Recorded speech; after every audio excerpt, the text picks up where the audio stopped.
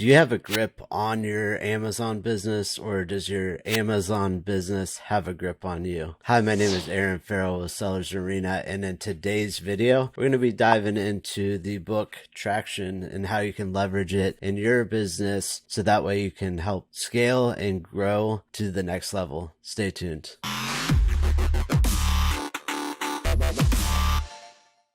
All right, so yeah, to dive right into the book Traction, basically the tagline that I was kind of reading off in the intro, asking whether you have a grip on your business or your business has a grip on you. That's the whole concept of this book, right? It's how do you actually effectively scale your business beyond maybe just your personal income, right? And start to build a team, start to build freedom around the Amazon business, which is one of the most difficult things, right? Actually being able to let go of a lot of these responsibilities and things that you kind of hold near and dear to your heart, right? And maybe you want more control over, but ultimately we can only go so far kind of by ourselves, right? There's a saying, if you want to go fast, go by yourself. If you want to go far, go with a team, right? And there's nothing that could be further from the truth. In our agency, we initially started off with just 3 of us, and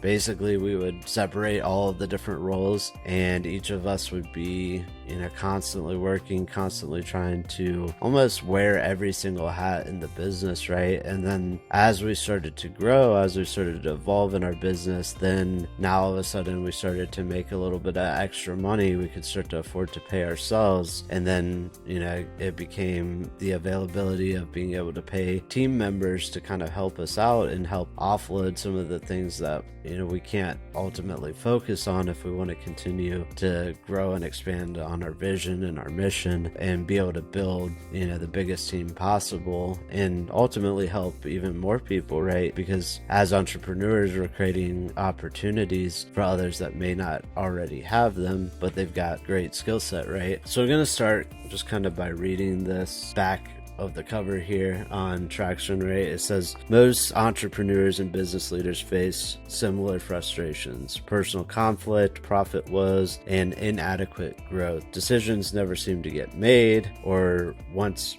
made, fail to be properly implemented, but there is a solution. It's not complicated or theoretical. The entrepreneurial operating system, or EOS, is a practical method for achieving the business success you have always envisioned. More than 10,000 companies have discovered what EOS can do. In Traction, you'll learn the secrets of strengthening the 6 key components of your business. You'll discover simple yet powerful ways to run your company that will give you and your leadership more focus, more growth, and more enjoyment. Successful companies are applying Traction every day to run profitable, frustration-free businesses, and you can too. In a nutshell, that's kind of what the book is about, right? But one of the funny things is in one of the first parts of the book here, but it's chapter 2 actually. It says letting go of the vine, right? And a lot of times I think this is what we definitely can struggle with as entrepreneurs, as perfectionists, as people that may have a hard time asking for help, right? Basically, I'm just going to read this little excerpt here. So it says, an entrepreneur slips and falls off the edge of a cliff.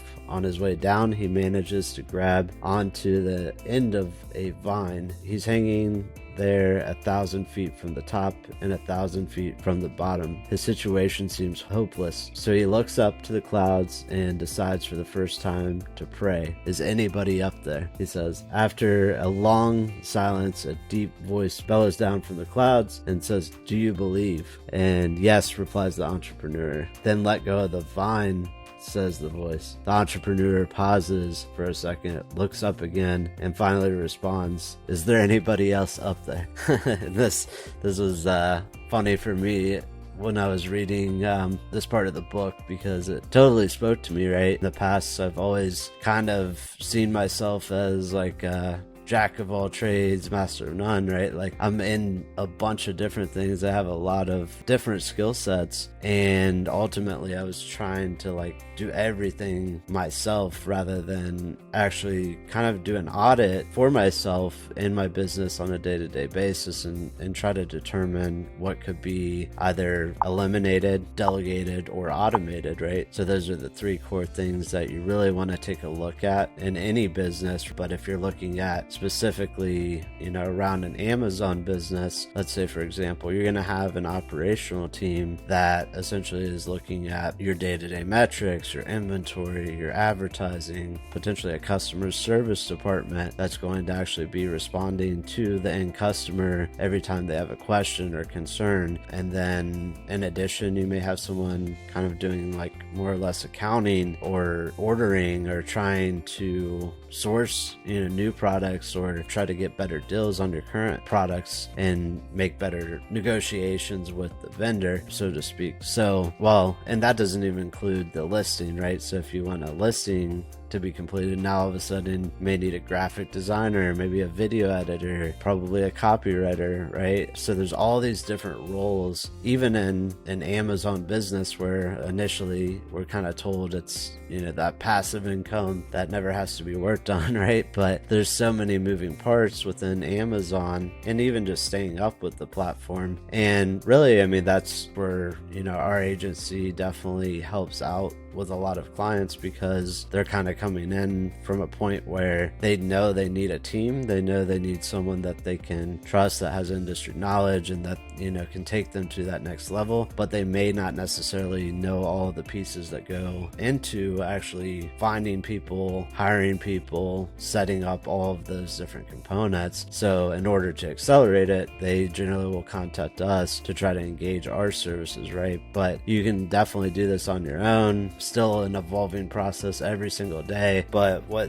this book really does help break down is what are those key components within your business that you need to set up in order to gain traction, right? In order to continue to grow, scale, and actually have a little bit of time freedom, right? So some of the other chapters, it's saying after the letting go of the vine, talks about the vision component. So ultimately, once you have a team, they're going to have to be in alignment with your vision, right? Especially if you're the CEO or the visionary in the company, they have to see the potential of growth and actually be excited to grow alongside you. But it's your job as the CEO to create that vision and to try to actually lay it out so that way the team really knows their direct impact to your team and how they play a part in the whole role of the company, right? The other thing is the good people component. So he says you need first the right person and then second in the right seat. So once you start to hire people, you start to understand really what their skill set is, where they really thrive and where maybe they're having a little bit of an issue hitting the KPIs or the metrics that you're looking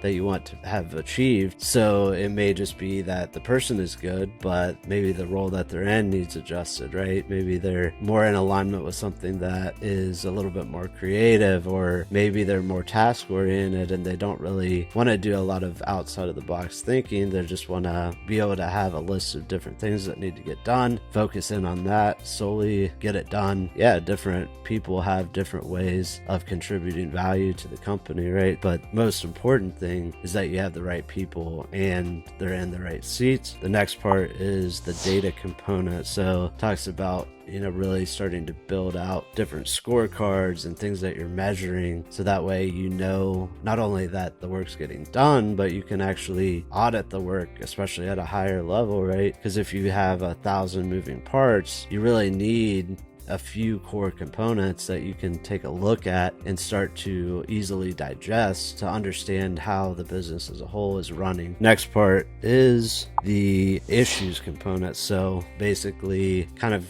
creating a list of different things within your company that are current issues or things that you're kind of striving to fix in the long term, right? Things that need to get done, but maybe don't necessarily have a priority yet. And then after that, he talks about just the process component. So documenting all of your processes. This is extremely important, something that we didn't do for a long time in our business. And now we're definitely paying the price for it. But we're having people in our operations right now going in a system that we use called Trainual. Nick did a video on it before, but basically they're documenting every single thing that they're doing within the business and kind of the step-by-step, because you want to always prep for that new person coming in, right? Like maybe one person's out sick, or maybe you're going to make a hiring decision and you want to bring in a second person to scale your team up. Well, if you have no documentation, every single time that someone comes in, now you're going to be in charge of solely sitting with them day in and day out, trying to teach them the ropes, rather than having a clear-cut process that they can not only access whenever they want, but also continue to access over and over again to reinforce the different things that they need to get done. And they've got an outline of all the job responsibilities, all the different roles,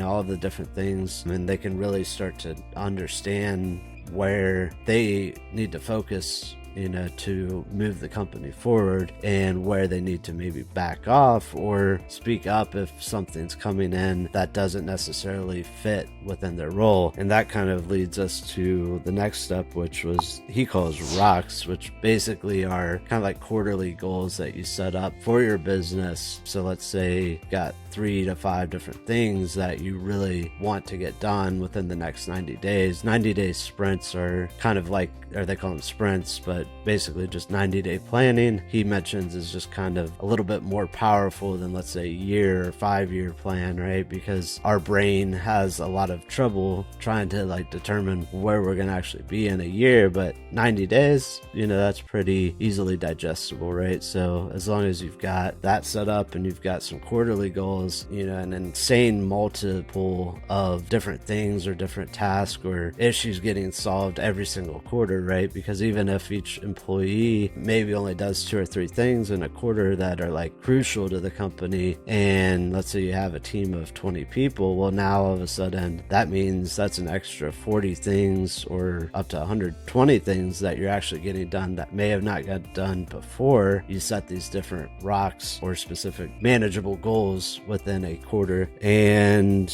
yeah, the next thing is just a meeting pulse, and that's actually where in this section he's starting to discuss basically when you're setting up meetings, making sure that they're meaningful, right? Because we've all been there. We have meetings to talk about meetings, right? So it's not necessarily that a meeting is bad, and a lot of times meetings get a bad rap, but in reality, if you're in a leadership role within a company, the main thing that you're going to be doing is actually attending meetings, right? So you just want to make sure that in those meetings that they're being used or utilized efficiently and in a timely manner, and that things are getting discussed that need to get discussed, that there's accountability there, all the different things that go along with that. So if you haven't already, guys, definitely check this book out. I'll link it in the description below for you guys, just so you have easy access to it, but highly recommend it. Maybe not for those newbies out there that are just getting started in the Amazon space and can't really afford to build a team yet, but for those of you that have already achieved some certain level of success and you have a little bit of extra cash that could be going to a team member rather than directly in your pocket or back into reinvesting in inventory, definitely check this book out. And if you gain some value from this video, really would appreciate a like, hit the subscribe button, and hit the notification bell for more videos just like this one. Just hit around 1,000 subscribers, so super happy with that. Really appreciate all the